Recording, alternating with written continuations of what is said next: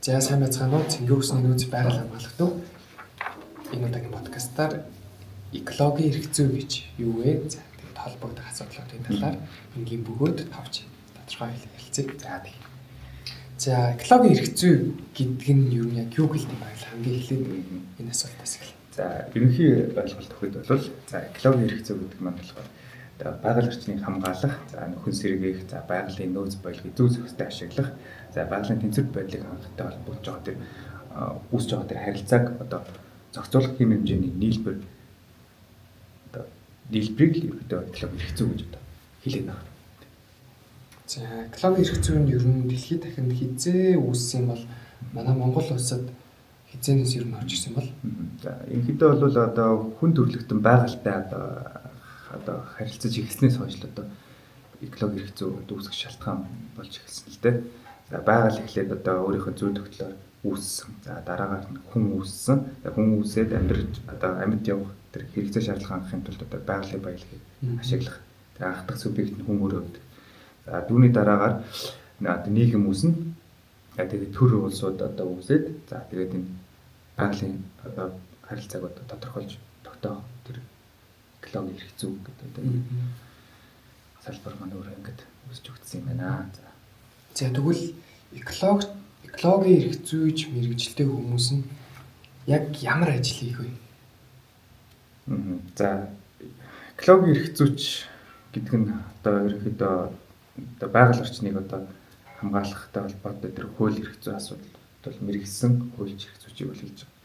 За тийм хүмүүс болохоор одоо байгаль орчин одоо нөөц баялагийг зөв зохистой одоо ашиглалт хамгаалалт нөхөн сэргээгтэй холбоотой хууль тогтоомжийг судалж бол хэрэгжүүлдэг. За экологийн эрх зүйчтэй гол одоо үндсэн үүргүүд гэж байна л да. Нэг 5 үүрэг. За нэгдүгээр болохоор экологийн эрх зүйч хууль зүйн зөвлөгөө гэж байна. Байгаль орчны асуудлаар төр болон хувийн хвшлийг эдэд хууль зүйн зөвлөгөө гэж байна. За хоёрдугаар хууль тогтоомжийг одоо боловсруулж хэрэгжүүл. Энэ нь илүү бодлогын түвшинд одоо байгаль орчны тухай хууль дүрм журмыг бол бодлогын түвшинд боловсруулна гэж. За гуравдугаар нь шүүх хуралдад шүүх болон маргаанд оролцсон. За байгаль орчны ямар нэгэн зөрчил хохиролтой холбоотой иргэн маргаанд бол өмгөөлөгч хуульчийн гүйцэтгэгчид оролцож болно. За хяналт шалгалт бол юм.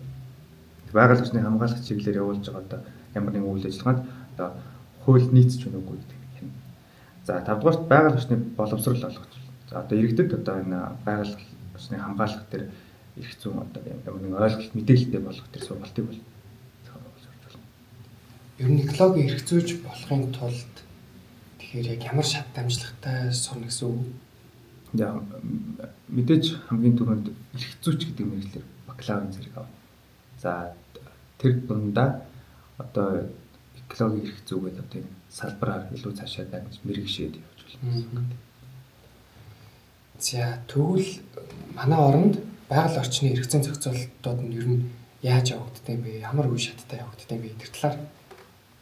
За Монгол улсын хувьд бол ерөөдөө яг одоо экологийн эрх зүй ерөөдөө яг 3 одоо үндсэн их сурвалжтай байна л да. За нэгдүгээр үндсэн их сурвалж, за тэгээд гол их сурвалж, тэгээд бусад их сурвалж. За үндсэн их сурвалжт нь бол мэдээж Монгол улс үндсөөл. За гол их сурвалжт нь болохоор одоо салбар хуулиуд ордог. Эсвэл төрөлцсөн хуулиуд гэж болдог. Одоо усны тухай хууль, бай модны тухай газар тийм. Тэгээд бусад их сурвалжт нь болохоор одоо хуульчилсан акт, засгийн газрын тогтоол, одоо яам агентлаг, бусад орон нутгийн байгууллагаас гаргасан тэр эрх зүйн актууд ордог. Экологийн эрх зүй яагаад ер нь салбар эрх зүй болж байгаа юм болоо? Тэр талаар тайлбарлаач. За яагаад салбар эрх зүй одоо болж байгаа юм том өргөн түвшинд одоо байгаа вэ гэхээр нэгдүгээр экологийн эрх зүйн өөрө зохицуулах зүйлтэй. За тэрийг зохицуулах арга нь. Тэгээд зарчим байна. Тэгээд одоо тогтолцоо буюу системтэй. Тэгээд хэм хэмжээ буюу хуультай байна. Тэгээд бусад одоо тэр салбар хуулиудтай бас уялдаж холбогддог. За ийм болохоор экологийн эрх зүйн өөр салбар гэж бас явдаг. За задлж ярих уу? Тийм. За нэгдүгээр зохицуулах зүйл байна гэж байгаа тийм. За экологийн эрх зүй нь одоо байгаль болон одоо нийгмийн харилцааг одоо гэж байгаль нийгмийн хоорондын харилцааг зохицуулдаг юм бусад одоо салбар эрх зүйнээс юм ялгаатай байдаг л та. За тэгээд одоо байгалийн нөөц баялагын зүй зохистой эзэмших ашиглах харилцааг зохицуулж байна. За тэгээд байгалийн нөөц баялагыг өмчлөх харилцааг зохицуулж байна. За байгаль орчныг хамгаалах харилцааг зохицуулж байна. Тэгээд байгаль орчныг тэнцвэр байдлыг хангах буюу хүний эрүүл аюул орчны амьдрах эрхийг хангах тэр харилцааг бас зохицуулж байна. За эдгээр одоо зохицуултын арга гэж байна. За үүнд бол одоо төрийн удирдлагын тогтолцоогоор яаж болж байна. За тэгээд захиргааны эрх зүйн одоо эрх болгох, зөвшөөрөх, албадах, хориглох гэж болж байна. За тэгээд иргэний бас эрх зүйгээр одоо иргэний шүүхээрээс шийдвэрлэдэг. За экологийн эрх зүйн бас одоо нийтлэг болон тусгай гэсэн хоёр юм зарчимтай. За нийтлэг зарчимд нь мэдээж одоо үндсэн хуулийг одоо удирдлага болгон за тухайлах юм бол хууль дэдлэх зарчим явж байна. За байгаль орчныг хамгаалах, үйл ажиллагаанд иргэдийн оролцоог хангах зарчим явж байна. За байгалийн нөөц баялаг бүхэлдээ төрийн өмч, газар хань Монгол улсын иргэний өмч болох ийм зарчим явж байна. За иргэдийн аюулгүй орчинд амьдрах, за байгалийн тэнцэл, орчны бохирдлоос хамгаалуулах эрхийг хангах зарчим гэдэг ийм зарчим нийтлэг зарчим явж байна. За тусгай зарчимд нь болохоор байгаль орчны салбарын харилцааг зохицуулж байгаа хууль тогтоомжуудаар хуулигдсан тэр зарчмуудыг удирдлага болгоно. За тухайлах юм бол тухайн нутаг дэвсгэрт амьдарч байгаа иргэдийн экологи, эдийн засаг, нийгмийн ашиг сонирхлыг харгалзан үзэх зарчим байж болж байна. За улс орны нийгмийн эдийн засгийн экологийн чиг баримжаатай тогтвортой хөгжүүлэх зарчим бас байж болж байна. За байгаль орчныг хамгаалах, байгалийн баялагийг ашиглах шийдвэр, үйл ажиллагааны ил тод байх зарчим гэх мэтчлэн зарчмууд байж болж байна. За дараагийнх нь одоо эрх зүйн тогтолцоо буюу одоо системтэй явах хэрэгтэй. За нэгдүгээр одоо салбар одоо эрх зүйн тогтолцоо, хоёрдугаар шинжлэх ухааны тогтолцоо, тэгээд хичээлийн тогтолцоо гэсэн ийм гурван одоо уялдаа 90 дараалтад ингэж ордог гэсэн. За тэгээд бусад одоо салбар эрх зүйнүүдийг одоо уялдаа холбоотой байдаг. За болох юм бол захиргааны эрх зүй, эрүүг эрх зүй, иргэний эрх зүй, татвар, олон улсын эрх зүй гэх мэт энэ салбарт уялдаж байдаг гэсэн үг. За уул уурхай, газар ашиглалт, ой мод одоо усны асуудал гарч байгаа маргаанууд нь болохоор одоо энэ байгаль орчин, эдийн засаг, нийгмийн ашиг сонирхлын одоо яг огтлц үүсдэг юм комплекс буюу юм цогц шинжтэй гэдэг. За ийм маргаануудыг болохоор эрх зүйн үүднээс зохицуулахдаа одоо хэд хэдэн одоо юм чиглэлүүдээр ажилладаг л да. За болох юм бол нэгдүгээрт нь одоо хууль эрх зүйн тэр зохицуултыг нь бол сайжруулах шаардлагатай. За үүнд болохоор тэр хууль тогтоомжууд нь байж болж тийм байгаль орчны хамгаалах тухай хууль, газрын тухай хууль, усны тухай хууль, ойн тухай хууль, ашигт малтны тухай хууль гэх мэтчлээ. За энэ хуулиудад заасан тэр эрх үүрэг хариуцлага, хянах шалгалтын механизмыг тодорхой болгож хэрэгжих боломжтой болох одоо сайжруулах шаардлагатай. За дараагийнхаар нь одоо маргаан шийдвэрлэх эрх зүйн механизм гэж. Ямар нэгэн маргаа үүссэн тохиолдолд одоо шүүхээр шийдвэрлэх гэдэг юм. За тэгээд өнд нь болохоор захиргааны шүүх, иргэний шүүх, эрүүгийн шүүх. За захиргааны шүүх нь болохоор засгийн газар агентлагийн шийдвэртэй одоо холбоотой байна. За иргэний шүүх нь бол хувийн болон одоо хуулийн этгээдийн хоорондын маргаан байж болж байна. За эрүүгийн шүүх нь болохоор одоо зөрчилтэй одоо байгаль орчинд санаатай хор учруулсан тохиолдолд эрүүгийн шүүхээр шийдвэрлэх гэсэн. За эсвэл одоо захиргааны байгууллагаар дамжуулах буюу одоо байгаль орчны шинжилгээ, үнэлгээний үндсэн дээр ашиглалтын зөвшөөрлийг цуцлах, зогсоох шийдвэр гаргах. За ийм маргааныг бол ингэж шийдвэрлэж болж. За түүний дараагаар нийгмийн оролцоо нь ил тод байх хэрэгтэй. Нээлттэй сонсгол, олон нийтийн хилцүүлэг одоо зохион байгуулах. Тэгээд иргэд төрийн бас байгууллагуудыг хянах, гомдол гарах эрхийг нь одоо хангах тийм. За тэгээд хариуцлага хүлээлгэх тогтолцоо. Одоо хохирол учруулсан тэр ихэд хариуцлага одоо хохирлын нөхөн төлөвлөх тэгээд лицензийг цуслах ч гэдэг юм те. Тэгээд байгаль орчныг одоо гэмт хэргийн тухай заалтуудыг илүү хэрэгжүүлэх жишээлх юм бол одоо ус мод сүдэх те хог буруу хаяглаад буруу устгах гэдэг юм. Ийм тохиолдолд хариуцлага тавьсан. За тэгээд олон улсын одоо эрх зүйг ашиглаж байна. Одоо олон улсын одоо гэрээ конвенцууд нэгдээ орсон байдаг. За тэгээд тэр олон улсын байгууллагуудаас ч юм одоо дэмжлэг авах ч юм тийм. За жишээлх юм бол одоо нэг уул уурхайн компани мод тайрдаг ч юм уу эсвэл одоо ус бохирдуулсан нэг тийм одоо хэрэг үүслэе гэж бодъё. Тэгэх юм бол нэгдүгээрт одоо байгаль орчны үнэлгээ хийгээд лицензийнх нь одоо зөрчлийн шалгал. За дараа нь одоо тэр хохирсон иргэдийн тэр гомдол дээр нь үндэслэн шүүхэд нэхэмжлэх гаргав. За тэгээд засгийн газраас тэр лицензийг нь одоо цуцлах ч гэдэг юм. Тэгээд нөхөн сэргийлдэг шаардна. Тэр бохирдуулсан газар ч юм. Тэгээд олон нийт одоо хэвлэл мэдээллийн оролцоо бас нэгдвэл. За нэг кейс юу ноён уулын маргаан гэдэг тийм хэдэн жилийн өмнө явж исэн. За ноён уул нь болохоор Төв аймгийн Заамар сумд гэдэг. За энэ маргаанд болохоор нэг талаас одоо тэр Centera Gold Mongolia гэдэг гадаадын хөрөнгө оруулалтад уулзсан компани гэж байна. А нөгөө талд нь болохоор тэр тухайн орон нутгийн иргэд тэр иргэдийн хөдөлгөөний жишээд ноён уул аврын хөдөлгөөн тийм. За тэгээд байгаль орчны яам болох шүүх гэсэн талуудтай. За маргаан болохоор ерөнхийдөө маргаан тэр энэ уул уурхайн компани ноён уул орчиндаа алт олборлох тийм лицензийг болж авсан. Гэхдээ тэр бүс нутг нь болохоор ерөнхийдөө түүх соёлын бүм тийм хүннэг үеийн бош байдаг. Тэгээд ой мод одоо усны нөөц бүхий юм экосистем гэдэг газар юм байна л да. Тэгээд одоо орон нутгийн иргэдийнхэн тэр усны их үүсвэр байдаг болохоор ингээд шүүхэд хандсан байна. За тэгээд шүүх ерөнхийдөө яг яаж шийдсэн бэ гэх юм бол шүүх болохоор одоо тэр байгаль орчныг хамгаалах, соёлын өвийг хамгаалах тухай хуулийг бол зөрчсөн гэж үздсэн. Тэгээд дараа нь болохоор захиргааны хэргийн анхан шатны шүүхээс болохоор тэр лицензийг нь бол хүчингүй болгосон.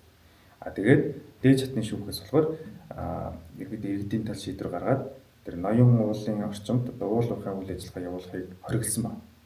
Тэгээд засгийн газраас одоо тэр ноён уулыг соёлын өвөөр одоо бүртгэж хамгаалтанд авсан.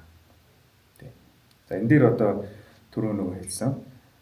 Одоо байгаль орчныг хамгаалах тухай хууль, соёлын өвийг хамгаалах тухай хууль, газрын тухай хууль болон одоо нөгөө үндсэн хууль байна. Монгол улс олон улсын байгаль орчны гэрээ ямар конвенцуудад ер нь нэгдсэн байдаг вэ? Та тэр талаар мэдээлэл өргөж.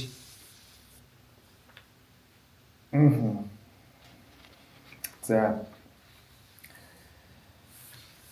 Монгол улс маань байгаль орчныг хамгаалах одоо тэр доктортой хуулийг дэмжих зорилгоор олон улсын бас олон гэрээ конвенцэд нэгдэн орсон байдаг. За тухайлах юм бол тэр нь одоо өөр амьсгалын өөрчлөлттэй холбоотой байна. За биологийн олон янз байдлыг хамгаалахтай холбоотой байж байна. За ус намын экосистемтэй холбоотой байж байна. За цөлжилт газрын дөрөлтлийн эсрэг байж байна. За химийн бодис хог хаягдлын менежменттэй холбоотой байж байна. За тэгээд зэрлэг амтан шилжилт хөдөлгөөнтэй холбоотой Евразийн бүс нутгийн хамтын ажиллагаа гэсэн маш олон юм гэрээ конвенцэд нэгдэж орсон байдаг Монгол улс байна. Залуучууд оюутнуудад экологийн эрх зүйн чиглэлээр суралцах ажиллагаанд ер нь ямар боломжууд өгдөг гэдэг талаар хэлцүүлээч. За одоо Монголын оюутан залуучуудад одоо яг экологийн эрх зүйн чиглэлээр суралцах ажиллах боломжууд бол сүүлийн жилүүдэд их нээлттэй их өсөн нэмэгдэж байгаа. За одоо энэ салбар маань өөрөө ингээд байгаль орчны хамгаалалт тогтвортой хөгжил одоо нийгмийн шударга гэсэн 3 одын тулгуур ойлголтын уулзалт дээр оршдог болохоор ирээдүйдээ хэрэгцээтэй мэргэжил гэж үзэж байгаа. За экологийн эрх зүй одоо мэргэжлэр сураад төгсөөд гараад ирлээ гэж бодоход дараа нь төрийн байгууллагад ажиллаж болно. За байгаль орчин үр ажиллагааны үйлчлэлтийн яам гэж болж байна тийм. Тэгээ усны газар одоо агентлаг газрын алба аймаг сумдуудын байгаль орчны мэргэжилтнээс ажиллаж болж байна. За тэгээ хууль эрх зүйн салбарт бол одоо хуулийн фирмүүдэд ажиллаж болж байна. За захиргааны шүүх, прокурор зэрэг ажиллаж болж байна. Тэгээ төрийн бас байгууллагуудаар ажиллаж болж байна. Сонсож байгаа хүүхдүүдэд ер нь экологийн эрх зүйг энгийнээр тайлбарлал юу гэж тайлбарлах вэ? За мэдээж хүүхдүүд манай подкастыг үзэж байгаа. Тэгэхээр тэр хүүхдүүдэд зориулаад за ерөнхийдөө экологийн одоо эрх зүй гэдэг маань одоо энэ агаар, ус, ой, мод, ан амтан гэдэг одоо энэ бүх зүйл маань одоо манай байгаль те байгаль их дэлхий. За тэгээд энэ байгаль их дэлхий маань одоо ингээд эрүүл, цэвэр байж бид ч гэсэн бас эрүүл аюулгүй амьдрнаа гэсэн үг. За тэгээд энэ байгаль орчныг хамгаалахын тулд одоо хүмүүсийн хийж болох болон болохгүй зүйлийг бол зааж өгсөн тусгай хууль гэж үүдэг. За нэг бол бид бүхэн байгаль орчны эрх зүй буюу экологийн эрх зүй гэж хэлээд байгаа. Тэгээд энэ хууль маань болохоор одоо хүмүүс бидэнд за хог хаяхгүй байх, ой модыг дураараа тайрахгүй байх, за ус бохирдуулахгүй байх, ан амьтныг хамгаалах. Тэгээд байгальд одоо хохирол учруулсан хүнд хариуцлага хүлээнэ гэж цаасан. Тэгээд гэр бүлийн дүрм шиг те байгальд зориулсан дүрм гэж ойлгож байгаа. За тэгээд жишээлх юм бол одоо нэг хүн одоо ой модонд очиод мод тойроод эсвэл одоо шувууны гэрийхтэй сүйтгэхэд байвал те одоо энэ байгальд муу одоо хууль зөрчсөн хэрэг болж байна гэсэн үг. Тэгээд ийм тохиолдолд тэр хүн торгуулдуулна те за тэр ой модоос сэргээх хэрэгтэй болно. Тэгээд нөгөө экологийн эрх зүйч гэдэг маань одоо хүүхдүүдтэй хандаж хэлэхэд экологийн эрх зүйч гэдэг маань одоо байгалыг хамгаалагч хуульч гэсэн үг. За тийм хүмүүс одоо байгальд муу зүйл хийсэн хүмүүсийг шалгаад хуулиар яаж хамгаалахыг мэддэг тийм. Байгаль дэлхийн хамгийн сайн найз хамгаалагч нараа гэсэн үг. Экологийн эрх зүй гэдэг ярингууд ялч байгаль орчиндөө холбогдож байгаа. За тэгвэл байгаль орчин дээр гарч байгаа энэ зөрчлүүд нь эргээд хүний эрхтэй холбогддог уу? Ер нь хэрхэн холбогддог вэ? За хүний эрх болон одоо байгаль орчны зөрчил одоо огтлцсон гэж бас байдаг л та. За энэ нь болохоор юу гэсэн үг вэ гэхээр одоо байгаль орчны дороотол, одоо бохирдол, эсвэл нөөцийн хомсдол дээрээс одоо үүдээд хүний одоо үн цэрэг зөрчигдөж байгаа тэр одоо нөхцөлийг хэлээд үзэгдлийг хэлээд байгаа. Өөрөөр хэлэх юм бол байгаль орчин муудах тусам хүний эрх ч бас хохирдог. Тэгээ энэ хоёр нь хоорондоо салшгүй болдог. Жишээлх юм бол одоо хүн одоо эрүүл аюулгүй орчинд одоо амьдрах эрхтэй гэсэн байна тий. За энэ маань одоо цэвэр агаар, ус хөрс, цэвэр ус хөрс шаардлагатай. Одоо ингээд утаатай ч юм уу байх юм бол бидний эрүүл аюулгүй орчинд амьдрах эрх зөрчиж байна гэж бас ярьдаг. За тэгээд усан хангамж одоо бохирдох юм бол бидний одоо ус хэрэглэх эрх, цэвэр ус уух эрх ч юм уу тий зөрчиж байна гэсэн үг. За тэгээд уул уурхай газар чөлөөлтөөс болж хүн одоо нутаг усгүй болж байна. За энэ нь одоо оршин суух эрхт манаас зөрчиж нөлөөлж байна гэсэн. Баярлалаа. Экологийн эрх зүйн талаар энгийн ойлголтуудыг та бүхэнд өгөхийг зорилоо. Ингээд Цэнгэр усны нөөц байгалаа хамгаалах төвийн мэргэжилтнүүд байлаа. Баярлалаа.